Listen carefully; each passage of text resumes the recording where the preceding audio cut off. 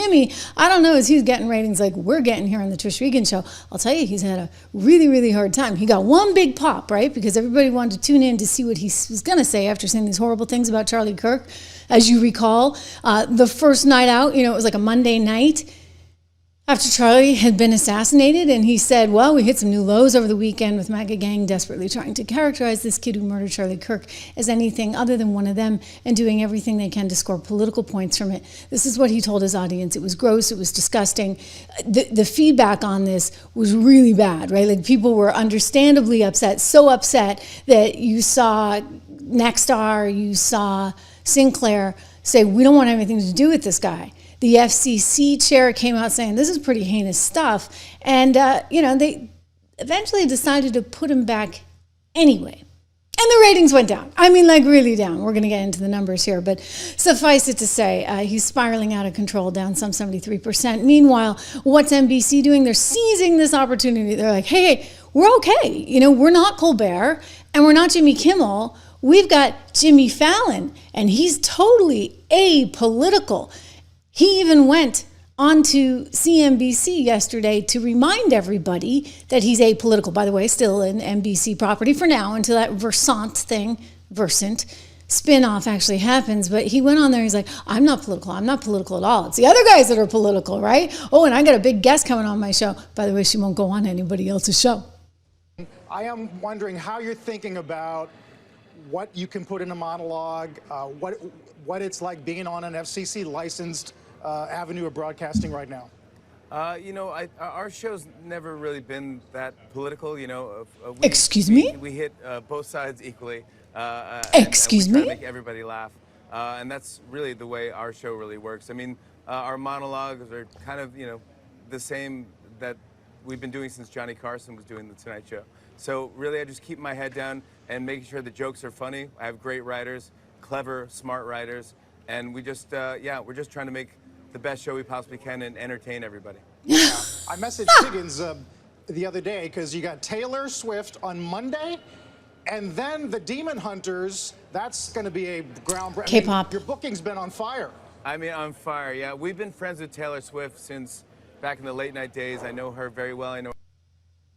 Oh, okay. So you see, this was a bragging opportunity to get out there and say, hey, we're not the political show.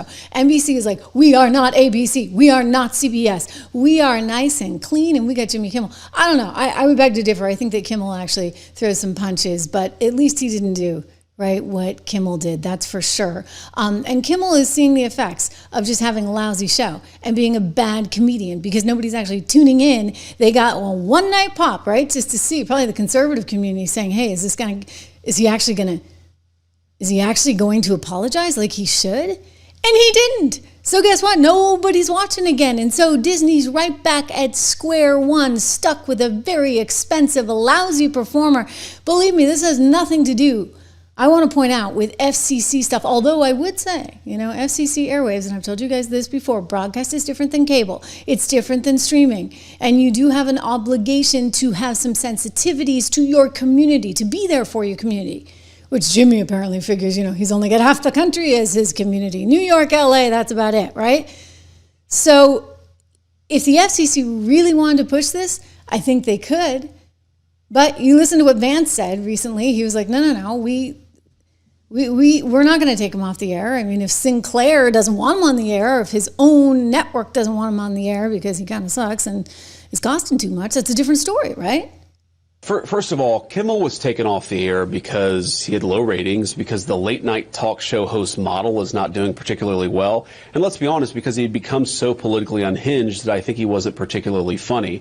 Now, the FCC chairman, Brendan Carr, put out a couple of tweets, but the government took no action. We did literally nothing to try to take Jimmy Kimmel off the air. We believe in free speech. We also believe in the right of a television station or a network to cancel somebody because of low ratings. In other words, the ratings are low. The guy costs too much. He's got like 200 producers working on the whole shebang. And you know what? For what? Because nobody's tuning in. Nobody's talking about him. I mean, he got like a one-night stint there, and that was that. So, look, this administration very much believes in free speech, but they also believe in free market capitalism at work. And hey, Jimmy, if nobody's watching your show, then why should it be on television? Meanwhile, Taylor Swift is dissing you. I mean, she doesn't even want to go on there. She's going on all the other shows. She's dissing Colbert. She's dissing Jimmy. She's going on the other Jimmy Fallon, and then Seth Meyers. It's like NBC has a lock. NBC has a lock on Taylor Swift. She's got this Albums of a Showgirl coming out, and so she's out to promote it. And very interestingly, she totally decided not to go on Jimmy's show. Now, why might that be? Woman like Taylor Swift who wants to reach as broad an audience as she possibly can. I think part of it is the stink associated with one Jimmy Kimmel, given his disgusting statements about Charlie, right? That's one part of it.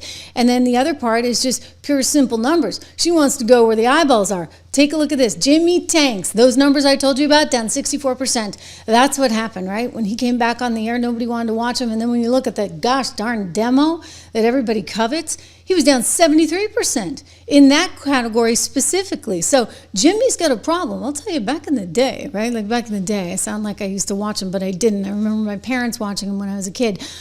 Johnny Carson. And I ran some sound on my shorts feed, actually, of Johnny Carson being interviewed. I think Mike Wallace was interviewing him for 60 Minutes, back when 60 Minutes was something. It's like back when late night comedy was something, back when the news business was something. And one of the things that Johnny Carson said, which I found so compelling and interesting, was that he would never get political. He chose deliberately to never go in that direction because he said at that point, you're no longer an entertainer. You're trying to sway someone. And his point is not to sway anyone. Then you've kind of lost the purpose of what you're doing. You just kind of want to make people laugh at the end of their difficult day. Well, that's totally gone now, right? Like, who's laughing at the end of the day? Everybody's like tuning into Rachel Maddow or whoever they have over on CNN. You're certainly not going to laugh on either of those programs. That is, unless they show one of Trump's specials, one of his AI sombrero specials, then you might start laughing. I laughed at that pretty hard. I'm going to show you some of that. But I would say, they got a problem because here on, the streaming world or in the streaming world or over on cable where I have also worked, you can get away with a lot of opinion, right? You're supposed to have an opinion. And there's no obligation to your community to have any kind of community service type platform. But broadcast television is still different because it's governed by acts, communications acts that were written in the 1930s. So he is actually skinning on thin ice. I mean, if he wanted, I'm just saying, if Jimmy Kimmel wanted to have a comedy show where he just attacked the right every single night, he should go over to MSNBC. I mean, maybe then they'd get a rating. That's an idea. Get rid of Rachel. You're paying her $25 million for one show.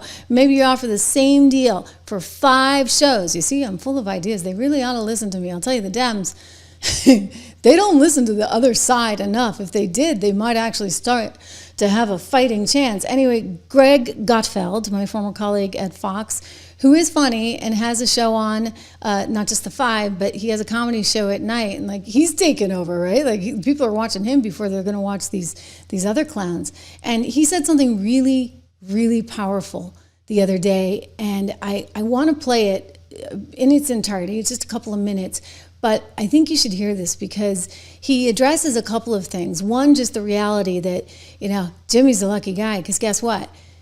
He's not a target the way Charlie was. He still gets to go home and kiss his kids goodnight. So there's that. And then there's this other idea of people see this as, oh my gosh, everybody's coming for the left now. Just like, well, it's like you guys came for us, right? Did you not? Like, what do you think that was about? All the shadow banning and the actual banning, and Donald Trump couldn't have a Twitter account. He got a lifetime ban there and on Facebook. I mean, that's pretty significant, right? So Greg talks about something that I like the idea of, and I think we need to actually dive into this a little bit more. It's called mutually assured destruction. It's actually a school of thought in political theory, real politics, and it may be, in fact, what we need. In other words, they need a little bit of a taste of their own medicine vis-a-vis all these lawsuits, etc. I know I'm sort of merging 2 ideas together, but he does it well. I want you to hear.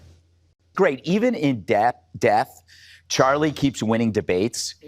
The media, this is what's disgusting. Just look at the reaction. The media is trying to make Jimmy Kimmel into their Charlie Kirk. But as if like getting fired is the same as getting fired upon. That's what disgusts me, is how they're trying. They're in a this is a blatant effort to get the stink off them. The decades of brainwash that created justification for violence and for murder. Sorry, guys, he's not a victim. The victim is Charlie Kirk. The victims are his family. I don't shed any tears for a lefty millionaire who can still go home and see his kids. So look at this through that prism. Jason Bateman predicts a reckoning over Kimmel's suspension. Sorry, dude, the reckoning began without you. Your side got thousands of conservatives thrown off social media. CNN tried to get Fox off the air. Do you remember that? Stelter, that don't say that. Stelter tried to get us off the air. And we're on a private airway. We're not in a public thing like ABC is. While they were doing it, they were promoting rhetoric that demonized people with different viewpoints. So there isn't a both sides here. You can't turn Kimmel into Kirk. That is disgusting. And I'm going to control myself. Let's look at the obvious here. You have to look at this like mutually assured destruction. Nice. Facebook was pressured by the president or the White House to throw people out. Trump was thrown off Twitter. You had Roseanne, Gina Carino, Dave Chappelle, Shane Gillis, J.K. Rowling. The list is endless. We could take a whole hour to do it. How do you stop that? Mutually assured destruction, like what Trump is doing with lawfare. You hunted us. You hunted Republicans. You hunted conservatives. Well, maybe you won't hunt us anymore if we hunt you. And lastly, I am so tired of these self-centered fools on CNN and MSNBC with their performative outrage, because they will never, ever stand outside before thousands of people and debate people who don't like them. They are, like me, indoor cats. They used, was it S.E. Cupp used the phrase, systematically killing free speech? A young man was systematically killed over free speech last week. Kimmel has every right and every opportunity to do a live, free show outdoors. And so could all those people on CNN. But they don't. If they did, they probably wouldn't get shot because no one is demonizing them. No one is calling them Hitler. That was your gig. Yep. It's true. I mean, think about that. Think about what they said about Charlie. Think about how they demonized Donald Trump and every conservative and every person who voted for Donald Trump. You now got Eric Swalwell saying he's going after anybody who's worked with Donald Trump. I mean, what a loser that guy is, not to mention, hey, Fang Fang, she's still calling. I think she's back in China. Maybe you want to go visit, Eric. Point being, they did their fair share. We've been through it, okay? More than their fair share. They tried to bankrupt a guy. I mean, how many were there? 31 indictments? For goodness sakes, enough is enough, okay? Well, now you guys are going to get called out on it. I'm sorry. And you know what? Your little comedians that you had in your back pocket, they're getting called out on it too. And it's high time they get called out, because you know what? They deserve it. I mean, to make fun of the murder, assassination of Charlie Kirk, a friend of mine, a colleague of mine, someone I put on air for the first time like 10 years ago. I just can't even fathom it. I don't understand. It's like, where's humanity?